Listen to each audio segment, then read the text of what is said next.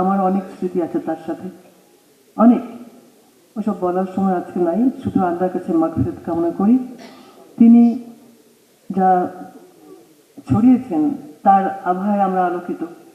সেই মানুষটাকে আল্লাহ যেন জান্নাত নসিব করে দেন।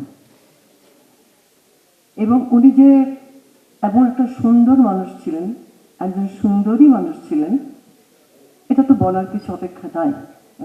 অনেক কাছে কাছে আমি দেখেছি, কাছে কাছে দেখেছি যে মানুষ এত সুন্দর, মানে কিভাবে আল্লাহ তৈরি করেন জান না। খুব কষ্ট লেগেছিল যখন সেই মানুষটাকে আমরা মাটির নিচে ঢোকাই।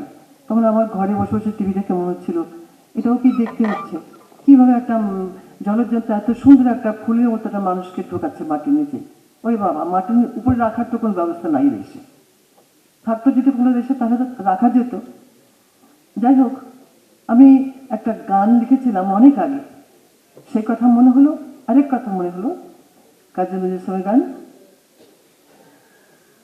চাঁদের কন্যা চাঁদ সুলতানা, চাঁদের চেয়েও জ্যোতি, তুমি দেখাইলে মহিমান্বিতা, নারী কি শক্তিমতী, চাঁদের চেয়েও জ্যোতি।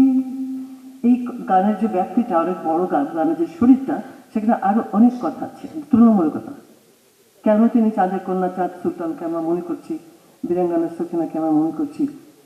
এই যুগে একজন এরকম একজন শক্তিশালী যোদ্ধা, বীরাঙ্গনা, যত কিছু বলতে পারি আমরা, ওই অর্থে বীরাঙ্গনা না, বীরের অঙ্গনে যিনি শ্রেষ্ঠ, এই যুদ্ধ উনি করেছেন এবং আমাদের ভিতরে এটা বীজ ছড়িয়েছেন যে কিভাবে ভদ্র থেকে, শান্ত থেকে শাসন করা যায়। এটা তো বলতে পারি আমরা যেন সবাই তার কথা মতো, উনি বলেছেন, আপনারা দেখবেন কিছু কিছু রিলসে পাওয়া যায় যে সমঝোতা এবং ঐক্য এই দুটো থাকার দরকার, না হলে সহনশীলতা না থাকলে আমরা এক হতে পারবো না। আমরা যার যার মনের মধ্যে এই নীতিটুকুকে স্থান দিই যে আমরা একটু সহনশীল হই। এত বেশি আউটস্পোকেন হওয়ার দরকার নাই। ইউটিউব আছে, টিকটক আছে, অনেক কিছু, আমরা যা যা খুশি করছি। যারা সব এখানে আছেন মঞ্চে, তারা যদি সবাই যদি ভাবি যে আমরা আমাদের কন্টেন্ট ক্রিয়েশনটা নট ফর দ্য ইউটিউব, কারণ ইউটিউবকে তো আপনি দেখছেন, আপনার হাজব্যান্ড দেখছেন, আপনার স্ত্রী দেখছেন, আপনার ছোট্ট বাচ্চা দেখেন, আমার নাতি দেখছে, ও একটা গালি শিখলো।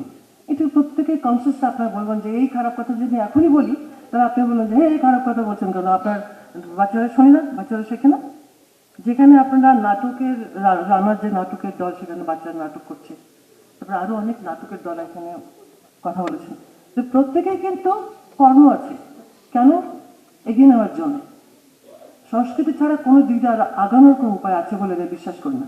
সংস্কৃতির মধ্যে অনেক কিছু পড়ে, শুধু গান বাজনা পড়ে না, নাটক পড়ে না, আরো অনেক কিছু পড়ে।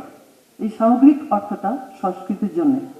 সবাই যদি আমরা সংস্কৃতিকে লালন করি, তাহলে আমাদের বাচ্চারা এবং ওদের বাচ্চারা সব একটা ভালো জেনারেশন পাবে, যখন আমরা তাদেরকে বলবো যে হ্যাঁ সাব্বাস, এতদিনের যত রকম অসঙ্গতি ছিল থাকে, এবং এই বাচ্চারা যেন নতুন একটা সূর্যোদয় দেখে। তুমি সূর্য ওঠা ভোর আমার, পাখির কণ্ঠে গান আমার, তুমি সূর্য ওঠা ভোর আমার। ওই বাচ্চাদের জন্য গাইলাম, ওই যে টুকটুকি টুকলোর জন্য। তুমি তুমি আর শুধু তুমি আলোর মতন, দূর আকাশের ভোর গগন, তুমি সূর্য ওঠা ভোর আমার।